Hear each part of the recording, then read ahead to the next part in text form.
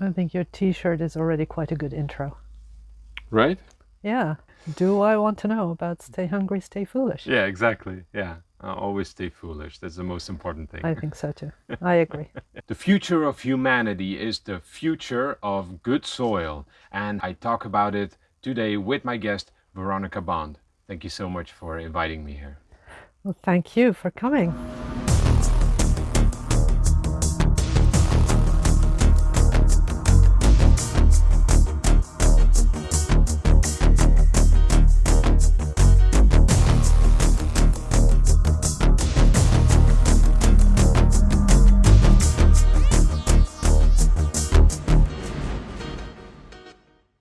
Veronika, thank you so much for inviting me into your lovely garden. We're sitting here under the Portuguese sun on a patio in your garden. This place, you told me when you guys came here after the fire of 2017, which is a well-known fact here in Portugal, it was all bare rock. Right now, it's a garden that is very much alive and is thriving. And you told me the first time that I came here, you told me that what this place is about is not about growing plants, it's about growing soil. And this is, as I've come to know you, this is also where your passion lies, your expertise. Perhaps it's good for my viewers to introduce you as well. Is that you've written this book, which is called Humus, not to confuse with hummus. I was going to say that, absolutely, but you said it. it's, it's a common mistake. Common. But the subtitle of your book is The Black Gold of the Earth. And so, can you tell me a little bit more about why humus, the top soil layer, is the black gold of the earth? Well, first a small correction. We came to this property in 2010. My bad. So that was 7 before the fire. So we actually experienced the fire right here. We were here when the fire came in October 2017. But the soil, as you say, there was actually no soil because this is an old house where we live here. It's a 200-year-old house. And as the Portuguese used to do, in line with permaculture principles, I think, is built the houses on the rock. So this whole area around this house is basically granite and clay, which doesn't leave much room for topsoil because the ground is too hard for the roots of trees to take hold. So we had already started to grow a garden in 2017 and part of our garden burnt. We managed to save the rest of the land and the plants, because right next to our garden there is a small eucalyptus, completely illegal, but what can you do, it's not ours, a small eucalyptus plantation, and that burnt, and so the flames flew over from there. It was quite a scary night because it was a firestorm. It was one of the biggest fires in living history, I think, in Portugal, and it was hardly mentioned in the news because there had been another big fire earlier in the year, and the Portuguese authorities wanted to avoid bad publicity. But a huge amount of land in this whole area in Oliveira do Hospital burnt. We know lots of people who lost everything, who lost their land, their houses, everything. Some people lost their lives, of course. So that was a big changing moment in our personal history, and the first time that we had experienced a fire so close. There were actually not enough firefighters. There were no firefighters because fire was everywhere, and so everybody who could had to become their own firefighters, and we managed to protect our land here. But the biggest thing came really after the fire. Then it felt a bit like everything was burnt. The whole industrial zone in Oliveira do Hospital was burnt. The whole road from here to Oliveira, we couldn't even go there the first couple of days, but when we eventually drove to Oliveira the next time, it looked like a war zone. There were cars that had driven into the woods. Probably you could see that probably the drivers had jumped out of the car because in the fire the engine can't get enough oxygen, and then the car stalls, and then you can't go anywhere. Then the only thing you can do is run. So cars were left behind and completely burnt out by the roadside. So we had to stop many times because the trucks were out to drag those abandoned car wrecks out of the forest, or what had been forest, and it was still smoldering. It was like little volcanoes everywhere. Unfortunately, I'm not a photographer or filmmaker, so I didn't take any record. Probably some people did, but it is of course etched in our memory, that those images. What then struck me personally was that a lot of people were immediately jumping into action with replanting. There were airplanes throwing seeds over the land, and I looked at the land and I thought, this is completely nuts, because the earth has been scorched. The earth, I called it, the earth has been cremated. And the first thing, it's also the earth itself, the Mother Earth herself has been burnt. Now, for my personal story, it's also that my mother died a week after this big fire, so we then had to go to Germany to the funeral. And in German, humus is also called Mutter Erde. It's called mother soil. And my mother was also a gardener, a horticulturist, so that it was for me very, very close together, the mother and the mother soil in my mind. And I immediately felt I wanted to understand, what can we do to regenerate the earth? Apart from throwing your kitchen garbage on the compost pile. Yeah. That's what I'd done for years, because I'd had gardens before. This is slightly bigger than what we had in England, but yeah, I had gardens and I had compost piles. But apart from that, I didn't really know anything about humus. And at that point, it was like it awakened this urge for me to understand humus, and that's why I wrote the book. So for writing a book, of course, when you don't know anything, writing a book like this, you don't just make it up. You start researching, and I love researching, so that's what I did in order to learn what humus is, and I did. What is humus? What is earth? What is the Mother Earth? Of course, there's many different components that make up the whole, and so it might be difficult to name the whole by the parts. But is there, how would you describe it, like what it is? Well, humus is actually quite clearly defined. Originally the word humus comes from Latin, and it used to carry the meaning of earth, which then later became terra, which is still the name for earth in Portuguese or in many other Roman languages. In Latin, terre in French, terra in Spanish, and in Portuguese. So humus was the word for earth herself. So it had, as you say, it had this very wide, very broad meaning, and then it was abandoned and it was called terra.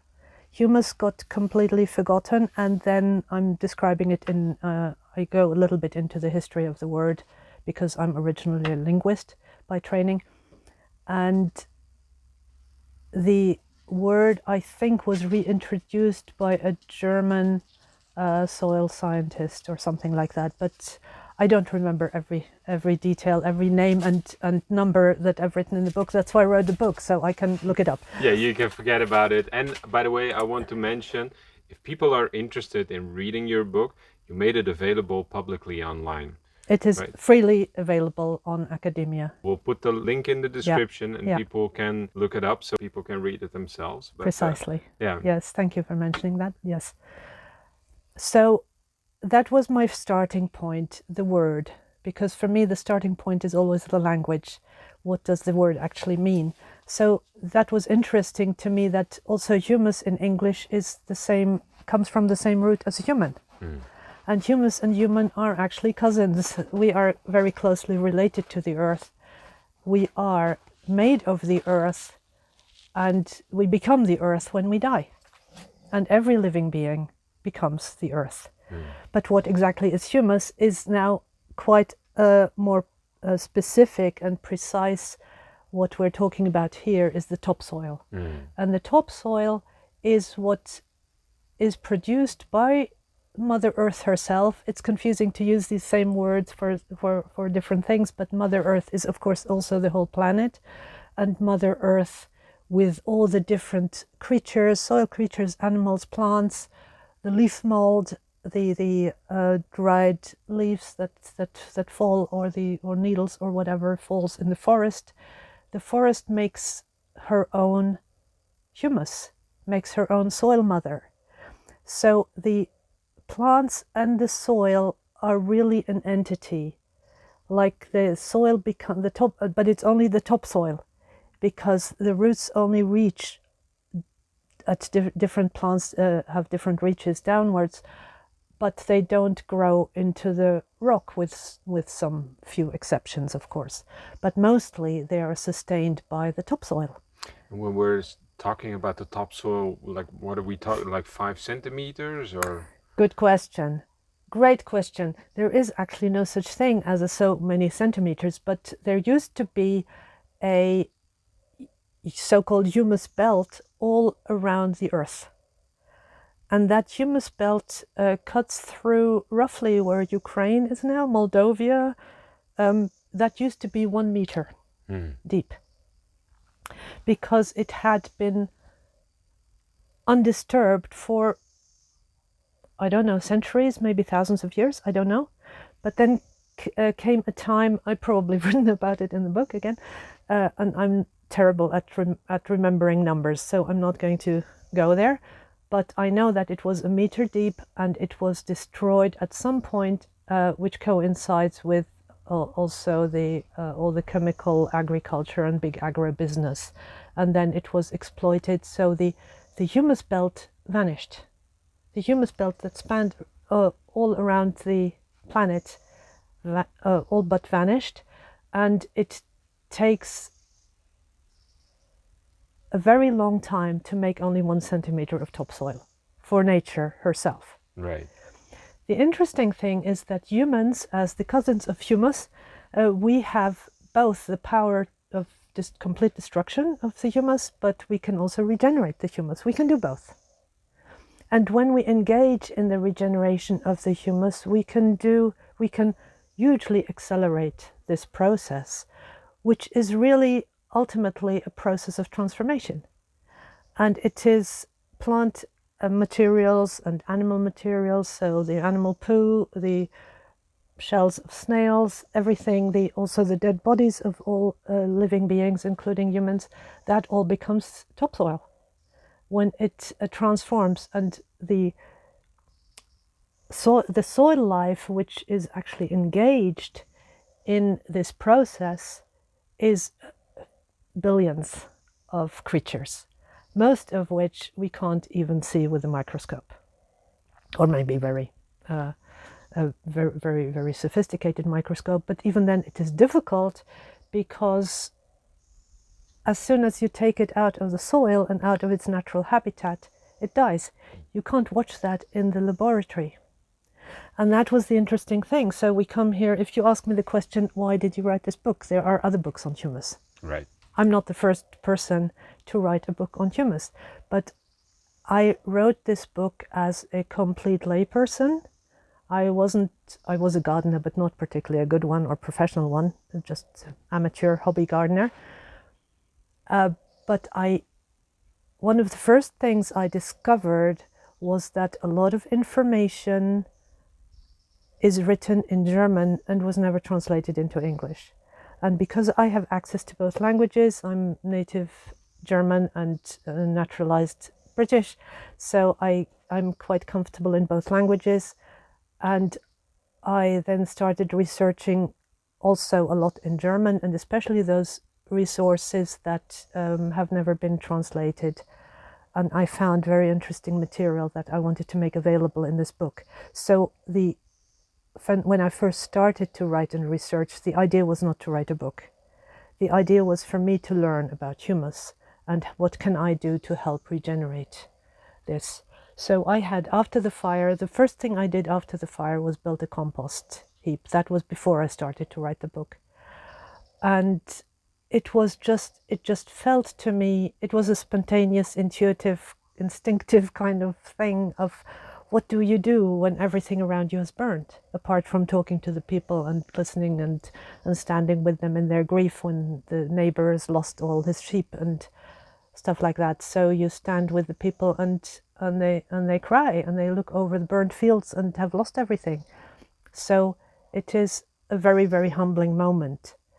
And so for me, somehow I was guided by this instinctive urge to build this compost. So that's what I did, to just stack up stuff and building a compost heap. And then I started researching, and then I found these sources that were not available, that were not actually mentioned in the vast majority of the books on humus, even written by Germans. And then it also coincided with a little course that was offered on, coincidentally, on at the There's no such thing. At the I know in the University of Scotland, and anyone could participate. They were looking for lay soil scientists. Anyone could be a soil scientist or something like that. And I immediately signed up for this thing because I could be part of this. And I thought, why not? I'm writing this book. I can learn something. So I add my 2 penny worth of whatever. And the first thing that struck me was that in real soil science, they were calling humus dead matter. Right. Dead matter. And that was the scientific definition of humus. And I thought that's kind of weird, because humus is the most important thing or substance. It's not even a substance. I call humus a living organism.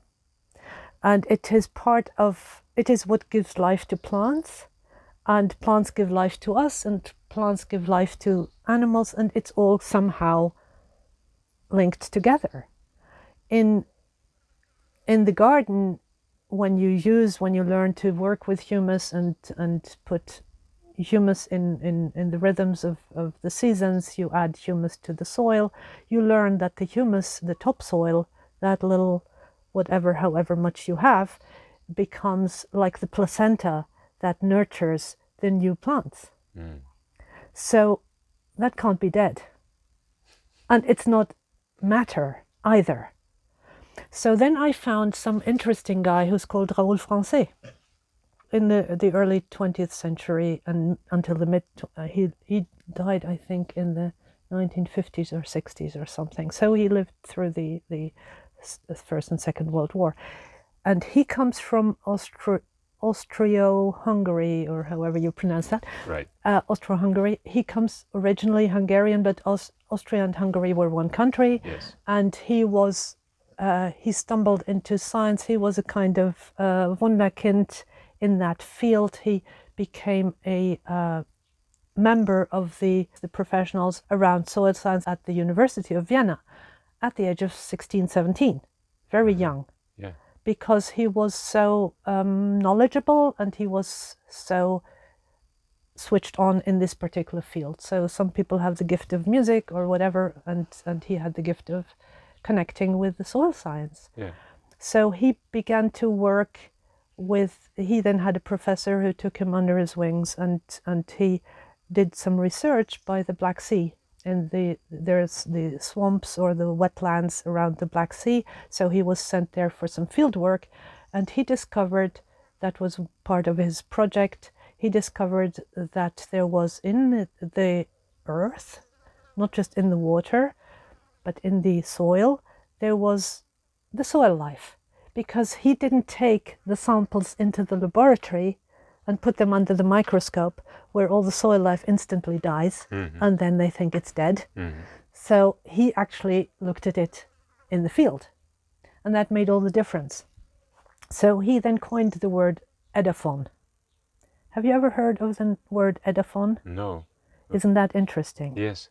Isn't that interesting? Because that's then while I was writing this book, I was wandering around and asking people, have you ever heard of the word edaphon? And everybody said, never heard of it. And then my next question would be, have you ever heard the word plankton? Yes. Yes. Yes. And what is plankton? Plankton is the living organism that is in the sea. In the sea, in the water. Yes. And there are some big fish like whales and stuff that actually live off the plankton. Absolutely, yes. Right? And the equivalent to plankton lives in the soil. And that's how dead the soil is. It is actually teeming. There's more than the billions of people populating the planet are in every square meter of soil. Right. That's the dimensions that we have to think of. Yeah. And the soil life that we can actually see, like the earthworms and the little silverfish or whatever they're called, all sorts of weird and wonderful names. You'll find some of them in the book. I can look them up, but you can do that yourself. So that is all producing this. That is somehow contributing to this transformative process that starts with leaves and kitchen waste and your banana peels that you throw in the rubbish bin and then put on the compost, or your bunch of flowers that is wilted and you put it on the compost. Anything that goes on the compost, including, it could also be from cooking, but we don't put cooking waste on the compost because it attracts unwanted wildlife like rats or whatever. So we don't do that. Yeah. But in principle, anything that has once been alive can become humus. Yeah. And it's not instantly humus, so there is a difference also between the pile of kitchen waste or whatever, garden waste, and a compost. There's also a difference. But we use these words quite interchangeably, and people don't really know what the difference is. But it all starts with the edaphon. So I started to learn about edaphon, and I worked a little bit with the visible part of the edaphon, which are the worms, which are really quite big in comparison to all the other stuff that is even too small to see with a microscope. Because a worm would be classified as an edaphon. Some people would classify it as part of the edaphon. Some people, depends on how people use the word, but no, strictly speaking, the edaphon is smaller than the worm, but you can add everything that actually contributes to the transformation of compost into humus, could be classified as edaphon. I see. There is Raoul Francais, he wrote a whole book about edaphon. It's called The Edaphon, Das Edaphon. I think that might have even been translated. That one book might have been translated, but you can find it online. That is available. Yeah. Yeah. Yeah. I don't know a lot about soil, but I follow a few permaculturists. One of them is Jeff Lawton, and one of his sayings is that the earth is one big organism, and it's all mouth.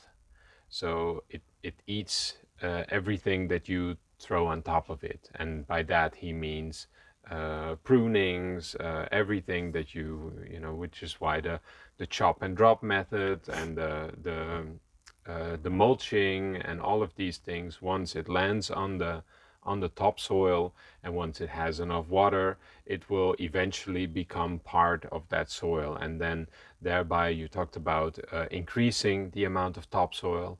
That we have the possibility to do this actively, and we can just keep putting stuff on top of it.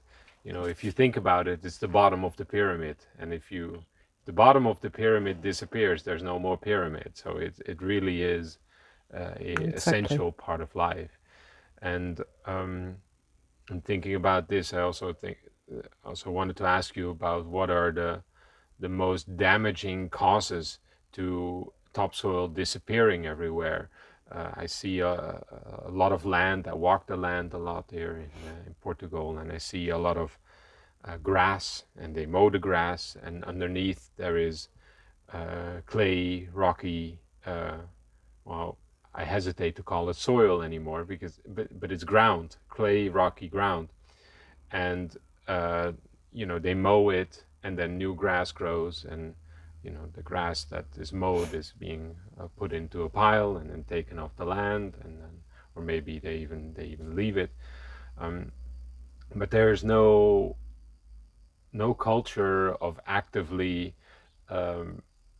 promoting the growth of topsoil, and thereby it is prone to what do you say it? What's the word? Degrade, degenerate. Yeah, degrade, degenerate. The word that I'm looking for is entropy. Yes. Right? Yes. Entropy happens, and then if you don't actively are involved with, if you don't actively clean up your house and everything will degrade into a mess, and so it's similar with our natural landscape. I think we don't even see what the mess is. Yes. Yes, precisely. But that is another reason why I wrote the book, because at first I thought I really want to learn about what can I do to help the soil, the topsoil, which has been cremated in the fire. How can I learn to help her to recover and regenerate? So the most striking thing for me was after the fire that we had in that first year after the fire, we had the most prolific wild calendula flowering everywhere. And calendula in homeopathic medicine, I'm also a homeopath by training, is one of the primary remedies for burn or for the healing, any kind of, we use it for healing cuts and burns in the skin, and Mother Earth was healing herself with calendula. So calendula was coming up everywhere. So that was beautiful to see. So Mother Earth knows how to heal herself if humans don't interfere. But what is the most damaging contribution of humans to the degeneration of the soil? I would say two things. One is monoculture, and the other is artificial fertilization. So big agro business with the fertilizers and with the pesticides. Yeah. Fertilizers and pesticides, throwing chemicals at the plants, is not doing the earth any favors. And why do we have to throw fertilizers and pesticides at them? Because we have monoculture. And why do we have monoculture? Because monoculture helps to have bigger harvests quicker for a short time. It's very short-sighted. But what happened is, over the years, and many people have found that and written about that from the 20th century, 19th century even onwards, is that it doesn't help. Big agro is not how the earth wants to be looked after. So the earth, like every life form, needs diversity. So, and the humus, the earth, actually shows us how it's done. So you take one handful of humus and you have the amount of a whole world population in your hand in terms of microorganisms, and the edophon. This population is in that, it's all, the microcosm is in that handful of soil. Yeah. In this show, I often make the comparison between the different scales of reference, and I believe even in the leader, there's a comparison between your gut biome and a forest biome, that if you look at it from the same scale, it looks very similar, and of course is not very different from what you have in the soil. It's also it's a digestive process in order that the energy for something new to emerge can be released. Absolutely, and that's where I would just very briefly like to circle back to Jeff Lawton. I have great respect for the man, but I wouldn't say that the earth is just a big mouth. It is also a digestive system. It is also a nervous system. It is also a circulatory system. It is a communication system. If you look at all the you can then have the mycelium and all the root systems in the soil, and with the communication between the mushrooms and the whole nourishing system that goes on underground, that is much more than mouth. So it is whatever is behind our mouth is also behind the top of the earth. That's a beautiful nuance. Thank you for clarifying. Yeah, I hope Jeff Lawton will watch this. We'll make a short out of it. There's, of course, there's many teachers, there's many people who are investigating this. My offering to the world is to create stories, films, and experiences that carry the meaning of a larger paradigm shift. Each piece I share is a part of a larger vision that I'm nurturing, and I welcome anyone who is along for the ride. If my work nourishes you, here is a way to reciprocate. There is a bowl at the center of this path, a place where you can offer something in return. Every contribution helps the vision grow. That vision is in harmony of sustainability. So, I will not be eating your gift. It will go towards the internet bill, fuel cost, and anything else to keep this channel up and running. And any gift of any size is received with gratitude and care. So I thank you. And now let's continue with the episode.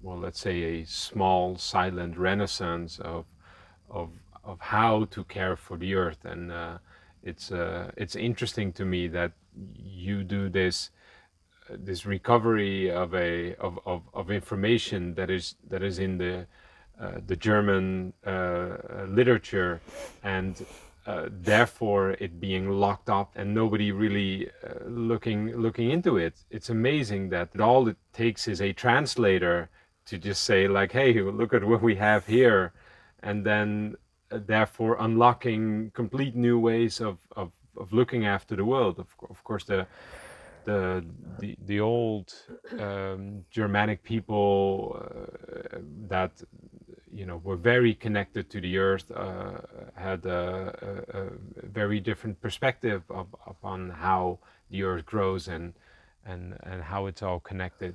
And so I think that's very valuable to bring it back into our modern existence. That's what I believe too. But I don't think that it goes by banging on about it and telling people you have to do it this way.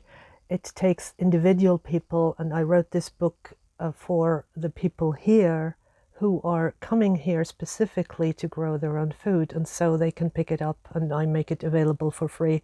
I had it translated by a colleague and friend of mine who is a Portuguese translator, and she did a beautiful job of it. So this is the Portuguese version. Happens to look the same as the English, just with an accent on the first. Humus, ouro negro da terra. Ah, of course. That's the small difference, and inside it's all Portuguese. So yes, we had that made also because we thought then we could appeal on two levels to the people who come here, because they can learn Portuguese while reading this and studying and making a connection with learning how to support the earth, the patch of Portuguese earth that they buy here, and then help to regenerate, because yes, as you say, there is a lot of degenerated earth here, and that is another reason why it degenerates, is partly because there has been a lot of deforestation, and then there has been small scale agriculture, and then the people left, and then all that grows is grass and broom and whatever is not. Eventually, over hundreds or thousands of years, it will become humus again. Yeah. But it just takes a very long time. Yeah, and that's the reason why people like the airplanes that you mentioned that grow all the seeds. I heard that spread all the seeds. I heard what they spread a lot was the broom, because it is a soil stabilizer, but it's also a pioneer. But of course, it takes many years for the pioneer to grow and then grow an oak tree, and then that oak tree then spreads its leaf litter, and then finally the process of topsoil can begin to grow. Yes, there is also a quote by Wendell Berry in this book about, as I said, I'm not very good with remembering numbers, but that it takes 1,000 years to grow 1 centimeter of topsoil or something like that, Yeah. which is incredibly slow and too slow for us. And there has been a research quite some time ago where they said that we have about 25 years left in terms of topsoil to grow food for the planet if we don't do something. By the UN, it has been a dedicated team who researched that and said, yeah, this is really quite a serious issue, but nobody talks about it. So I think we can do things on the small scale, and it takes individuals to understand really what it is. And we don't need more soil scientists telling us that humus is dead matter. What we need is more individual people to rebuild their relationship with the earth. And rebuilding the relationship with the earth is not just an esoteric concept of talking to the plant fairies, which some people have the gift to do that, I don't, or hugging the trees if you are lucky to have some left. But the love of the earth can start just with your relationship with your own food, and what you then do with the waste of the food, and how you understand these principles. I also wanted to say that it's not just the Germanic people, but all cultures, of course, had this understanding, and the earthworm was in the ancient Egyptian culture was a sacred animal. The sacred worm. There is a chapter on the sacred worm in this book as well, because that is not just from the ancient Egyptians, but also Charles Darwin, who is known for the now superseded evolutionary theory. He is known for that. But the last book he wrote, and people believe that he actually wrote that much earlier, but he didn't publish it until shortly before his death, was about the earthworm. And he was a great admirer of the earthworm, and he actually understood the role of the earthworm, and he didn't publish it because he knew it wouldn't be so popular. People had taken his name for the evolutionary theory, and that somehow didn't fit in. So anyway, there have been people at all times who have known this, have understood these principles, and I believe that is really the most important thing for anyone who works with the land or wants to start to work with the land. What does it mean? There's so much to learn.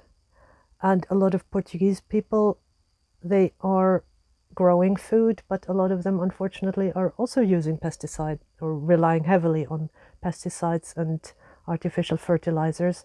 So they can grow impressive volumes, but it doesn't necessarily do the soil much favors. Yeah. Well, everything that you're spraying on top of your food, you're eating it. So. As well. So there are many aspects to this. Yeah.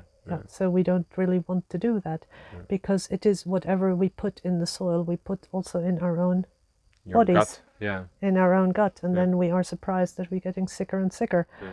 And despite all the so-called advances of modern medicine, which are sometimes a retrograde or contributing, as you say, to the entropy. Yeah.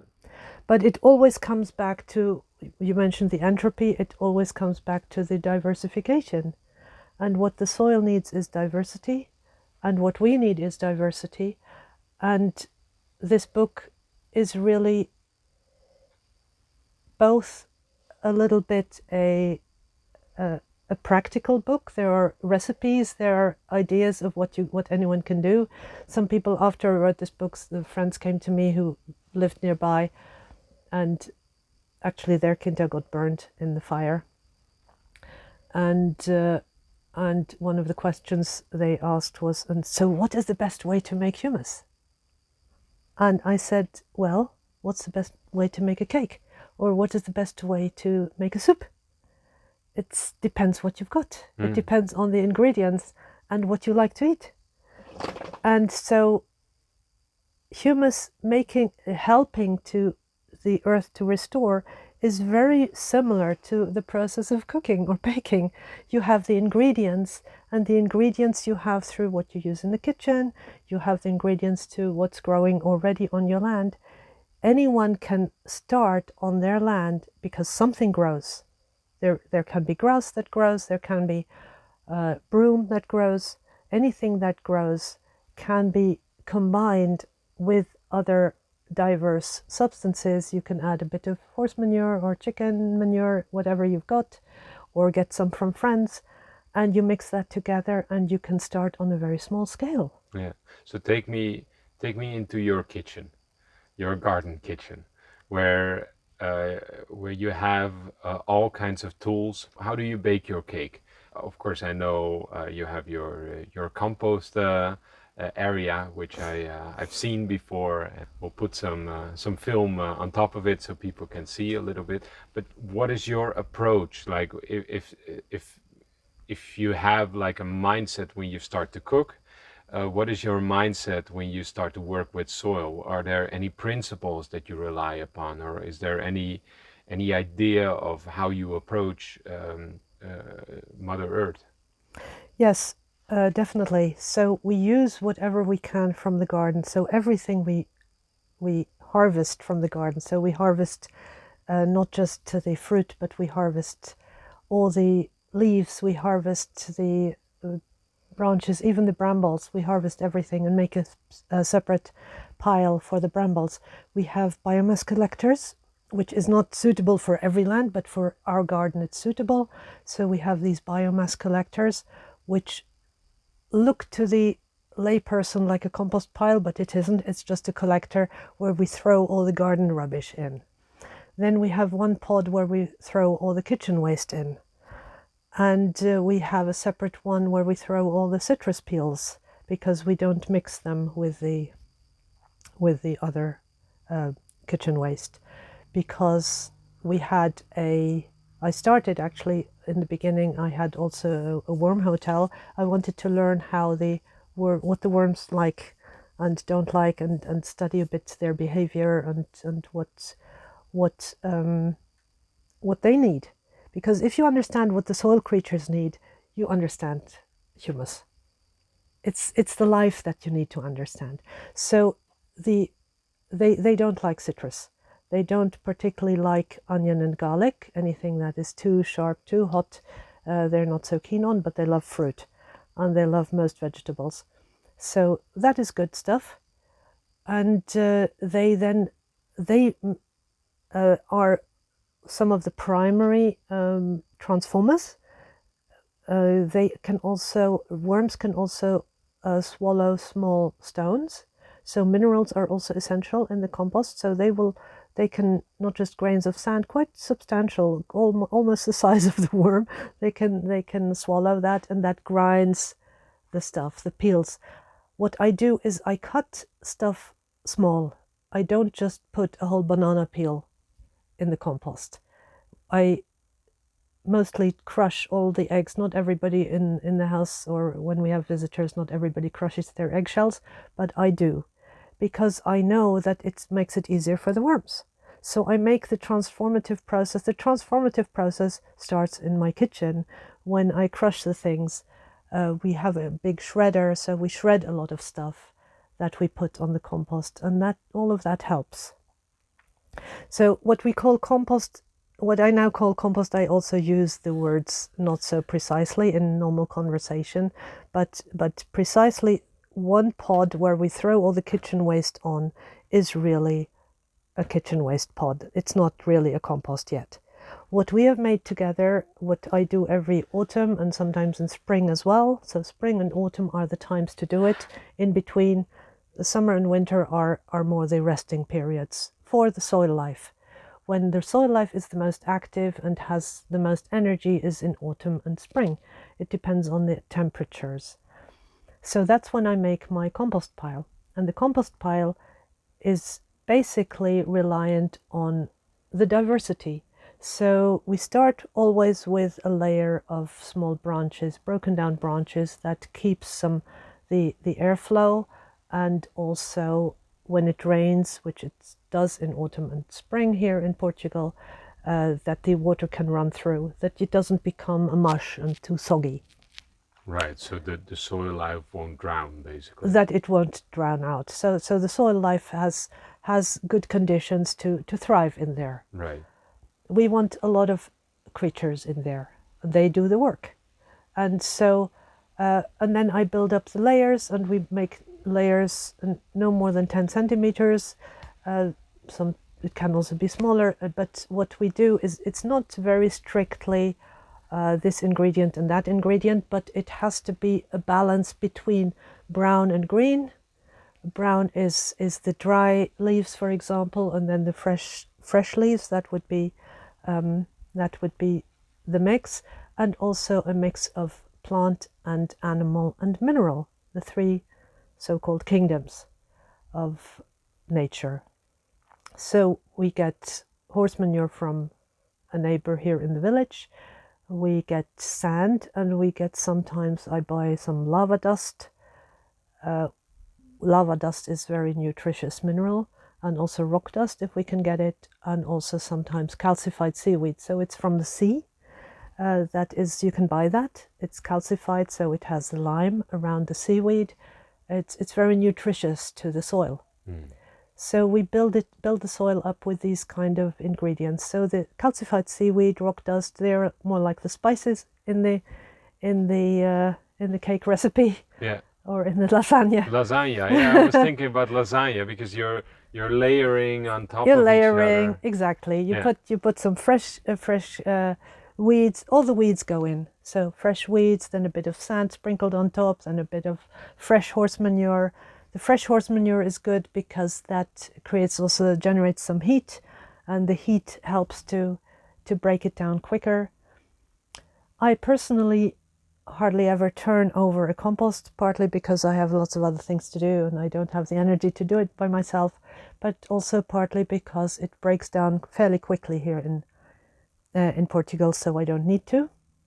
But I have known people who turn their compost every single day, which is, I can't say that one is better than the other, but I quite like it to break down by itself, because I can see a difference between like slow food and fast food. So I do the slow version because in my experience, which is limited, I haven't done a scientific research or anything like that. I haven't done any experiments with this, but I have the feeling that the slow decomposing is also has the ingredients, the minerals and what the nutrients in the soil, in the humus, will stay longer than if you break it down quicker, then it also used up quicker. That's my theory. I can't say whether this is totally true or not, but it makes sense to me. So that's how I do it. I think it's good for anyone to experiment for themselves. Then there is another ingredient which I didn't do on the day when we did the composting, but I do use that, is an ingredient which was developed by an English lady who studied anthroposophical agriculture in probably the beginning of the 20th century, I think. Right. In Switzerland, she did some work there. Yeah. For people who don't know, the anthroposophical ideas come from Rudolf Steiner. Rudolf Steiner, yes. Yeah. So he wrote some lectures. He worked in many fields, and he did lectures on agriculture, and they're freely available. I downloaded all of them and read them. His lectures on agriculture. It's very interesting. And in biodynamic agriculture is different from biological agriculture. It's a whole system. And we actually have a biodynamic agriculture group here in Portugal. So I did go to one of the meetings which happened to be nearby, and I did a workshop there, and we made silica from quartz. We have a lot of quartz here in the soil, and it's then ground, and then the silica is sprinkled directly on the earth. What does that do to the earth? It is a mineral. Okay. It is like some people take mineral supplements. You take a bit of magnesium, you take a bit of calcium or whatever. Silica in principle, the most important thing of silica is I've used it for seedlings, for example. I would make a kind of tea or a solution with silica. You can make it actually with nettles. Nettles have a lot of silica, or what was it known? It wasn't nettles. Has other minerals. Horsetail. Okay. Horsetail is a plant very rich in silica, and you can buy horsetail here as a tea, as dried. A bag of horsetail is not expensive. I have made that several times. That's when I grow my seedlings. I soak the seeds in horsetail tea first for 24 hours before planting, and then I give a little bit of diluted horsetail tea to the seedling, and it makes them stronger because it builds the silica, builds the structure of the plant, of every plant. Silica, the plant, in order for a stalk to stand upright, it needs silica. Interesting. So the silica that comes from crystalline structure offers structure to the seed eventually. Yes, and the seedling. Yes. And then you do grow stronger seedlings when you put silica in right from the start. So these are other principles. That's not directly related to the humus or compost making, but you can put silica also directly into the compost. Then you have it already there when you then use the new soil. Yeah. So Well, use whatever you have, right? You use whatever you have, and here we have a lot of quartz, so you can crush the quartz and sprinkle it into the compost recipe. Yeah. But this lady, this British gardener who did the course, some biodynamic course in Switzerland, she then went back to England and bought a farm there, and she found that she couldn't do what they did in Switzerland because it requires it's quite elaborate and complicated. But she studied and experimented. I guess she was a bit like me, and and she then made her own experiments, and she found that certain plants that the biodynamic people in Switzerland, at the time it was mainly Switzerland and maybe it's Germany as well, the plants that they used, and there is dandelion, there is daisy, there is nettle, there's 5 different plants that they used to activate the compost. I see.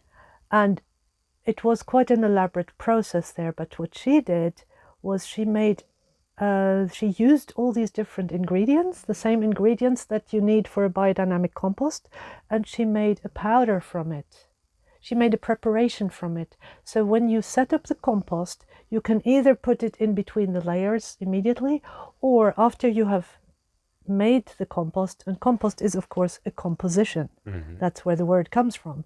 So when you have made your composition with the different ingredients, then you can poke with a stick, you can poke holes into that fresh new compost, and you make a dilution of these ingredients, of these plants, and you pour it into the holes, and then it goes into the whole compost, and that helps it also to decompose, and the decomposed stuff is then what we call humus. So the humus is the end product. The compost is the in between the waste and then the finished humus. In between those two is the actual quite not very. It's not very precise, but there is a certain sequence of events, and it's good to observe the ratios, what relates to what, and what really goes on in that compost pile is fermentation. It's all about fermentation, and we know that fermented food is probiotic, and this fermentation in the compost pile is probiotic, so it generates life. Yeah, and also if you have a piece of fruit that the seeds are in, and the piece of fruit drops on the floor, what happens is that the fruit will ferment, and that also activates certain seeds. So the seeds will then also feel life beginning to sprout. Yes, absolutely. Yeah. Absolutely. So yeah, this lady in England, her name's May Bruce, and it's in the book, and there's the source is also mentioned in the annex, so people can buy this stuff. In Germany, it is the monastery of Abtei Fulda, where they have been growing organic food for 500 years. So these are dimensions which I'm sure the soil is wonderful there. They have the head gardener has studied agriculture and all these kind of horticulture, all these kind of things, of course. But there are also sources in England where you can buy this stuff. So I buy this powder. In theory, you can grow the plants and make them yourself, but you can also buy the powder. You then put this powder into 10 liters of water and mix that and pour it over. And that is available. And I think that's useful for people who want to do that. Is useful to know, or maybe even more people in other countries want to grow these plants and can then provide that. Yeah. No? Yeah.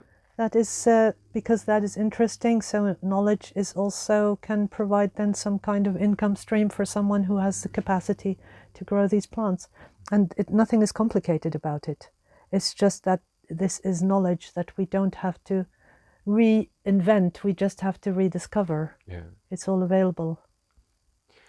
Is there any significant change that you saw in your surroundings when you published this book, when you started composting in this way, when you started spreading your knowledge that you gathered around the world? You said that it was mostly inspired to help the people in this Portuguese landscape to understand, have a better connection with the soil.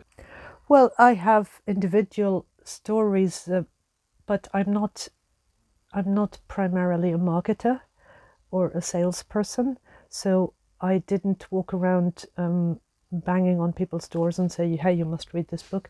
But we took part in a few events, or I also gave some books to people. I always offer the book to people whoever is interested. They can.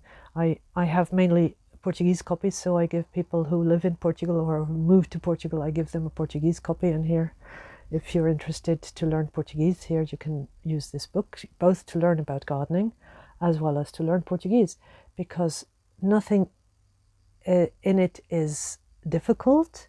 It's quite, I would say, it's quite well written and also well translated. My translator, the colleague who has written the Portuguese version, she is actually one of the translators of the Harry Potter series in Portugal. So that's her claim to fame. Yes. And I would say that's a decent translator. That's a decent translator, and Yeah. I know her. We've recently gone in April. We were there visiting her in the Alentejo. She has in her bookshelf several shelves with all the Harry Potter books.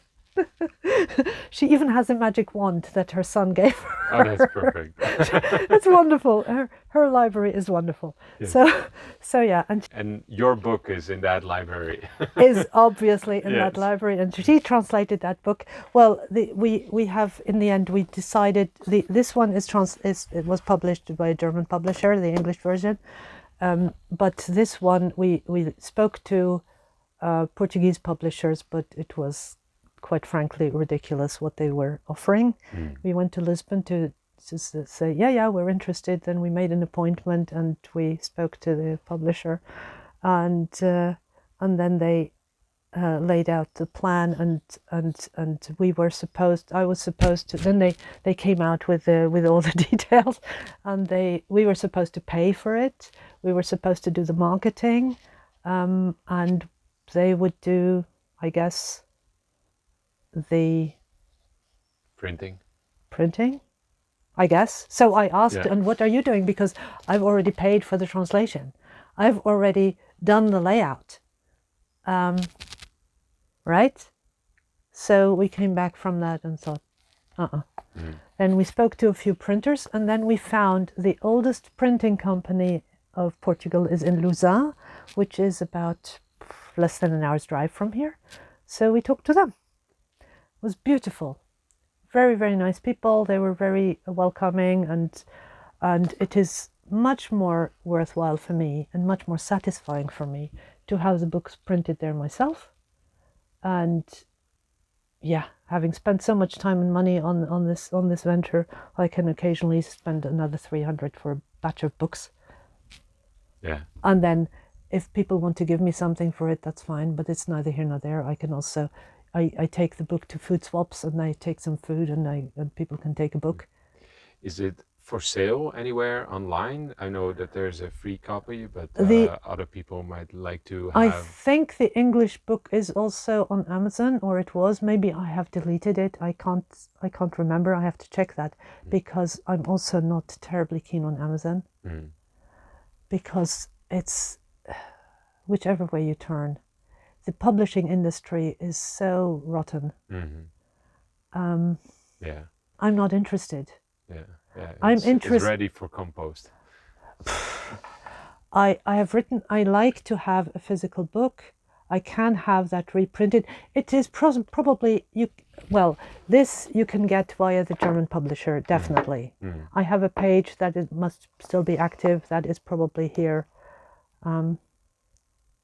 Yeah, it might be, for these kind of things, developments such as print on demand are very interesting. There is actually the publisher Tradition in Germany, where you can probably, it's maybe 10 euros or something. Yeah. My daughter, who is an artist, she made the beautiful cover, so I had it professionally done, the layout and the book cover by her. And I just looking at the back here, we don't have lots of endorsements, because that was done before it was even out, of course. So, as it happens, there was a couple of filmmakers who we met just as I had finished the book, from Australia or Tasmania even, and they had just done a book. They had just made a film called "The Worm is Turning." And that was when I just had finished this, and then we went. Then they used. I had at the time I had a website about Humus. I had a dedicated Facebook page. I had a Facebook group.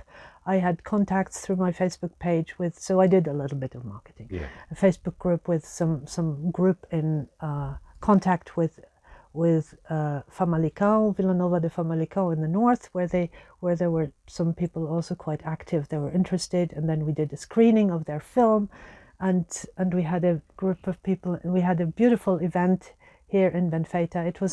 It was very, very exciting to do that on a very small scale, but it was very moving, and a lot of people. It was full. Yeah. It was really beautiful. Nice, and they wrote here the back blurb about. They wrote this for us, Asa Mark and Hilary Bain. Well, that's the human endorsement. So it's all very personal. Yeah. Even before the book was printed and was really out, it was. These two ladies, they happened to be staying at friends of ours in Barril de Alva. They have a big Quinta de Santo Antonio, and they have a guest suite where they were staying, and then we had a few events together. So they said, oh, we have these two ladies, they're making a film, you would be really interested, and then so that's how we got to know each other, and that's how it went from one to the other. And so many of the people who bought the book, I know them personally. And they then came to me later and said, I will always cherish this, because this is just, that really gave them a deep understanding of what you're dealing with. Yeah. When you're working with the soil and with plants. And that to me is much more important than, I don't know what. Yeah, it's the objective is not to become a well-known publisher or anything like that. But I was going to say there might not be many people endorsing the book on the back cover, but there's an entire garden here that used to be rock that is endorsing all of your teachings. So I would say if you buy a book about soil and regeneration, also look at the fruits of their own labor, because that is really the embodiment of the teachings. Well, it is. I'm less of a teacher and more of an inspirer, I think. Right. I like to inspire, and that seems to be my gift. I read something and I have new ideas. I bring new things in, and that is what people find exciting. That's what excites me, and I'm happy to share that. And for me, that's really what it's about. And when your focus is so much on the sales numbers and how many books have you sold and how many lives have you transformed, millions of lives of people you've never met. So Yeah. I don't know. Maybe one day, I have no idea. Raoul Francais was long dead when I discovered his work and got excited about it, and many other writers as well. So that's the way it works. Yeah. So you stand on the shoulders of others who have gone before, and maybe it inspires someone sometime in the future or in the present, I don't know. And that heart connection to me is much more important. And I think with all these numbers, and now with the really the threat to writers and publishing industry with AI, I think it becomes more and more ridiculous. I don't feel threatened by it, actually. I just turn away from it. I'm not interested. I still like to have a book, and if I want a book, I know where to go to have it printed. Yeah. I can do that. Yeah. Yeah. And it's nice to have a book. Yeah. It's beautiful that you touched upon this, because recently on our channel we have started doing audiobooks of a manuscript from the 1900s that was well, the information was gifted to me, and we've become a channel for that as well. So Nice. we're doing something similar, and we're doing it in the way that is proper to get the information out. And it's not just about it's not about the numbers. It's not about any kind of fame or anything like that. It's really about how to translate all the information that has already been out there, and to really inspire people Exactly. to get them to And understand. It's about sharing our gifts and adding them to the gifts of others who have also been on that path before, and in a way we become part of the Edophon to Right. to transform whatever is going on in the minds in the soil of the minds of the people, right? And I think that it's a privilege to be able to do that. So we're contributing also to the transformation and to nurturing the earth. We're nurturing the soil here. We're doing this with this conversation. We're nurturing the soil in which hopefully the food can continue to grow. Yeah. Yeah. Yeah. We are the compost. We are the composers and We the are the compost. composers. Yes. We are the composers and the compost, yes. Right. Yeah. Yes. Yeah. Well, I think that's a beautiful ending to a wonderful conversation. Yes. Thank you so much, Veronika, for. Well, thank you, Marco, for asking the right questions. Yes. Yeah. Well, I hope this inspires more people to come, and perhaps at some point, when I find my own land, perhaps we can have another conversation about Absolutely. what the land might need, and Absolutely. yeah, we can Maybe share we'll it make all. a compost there together. Yes, yes, definitely. Yeah, well, I'll definitely implement some of the practices that you have shared here, and yeah, it might be a completely different outcome, but as long as the principles, as long as they work, then that is good enough for me to start with. So Absolutely. yeah, Yes, I agree. Thank you. yeah. All right. Well, if you enjoyed this conversation, then please don't forget to give us a like, a thumbs up, write something down in the comments if this conversation has engaged you, and if you're not already, please hit that subscribe button. We're really climbing up to that 1,000 subscriber mark, so if you're the one making this happen, then thank you very much. With that being said, please also don't forget to visit our sponsors, blueearthinnovations.com. Look at their fantastic products. The earth is important. They have some eggs that will definitely help you regenerate more of their soil. Please have a look at that. Use the code Paradigm Shift, and we'll see you next week. Bye-bye.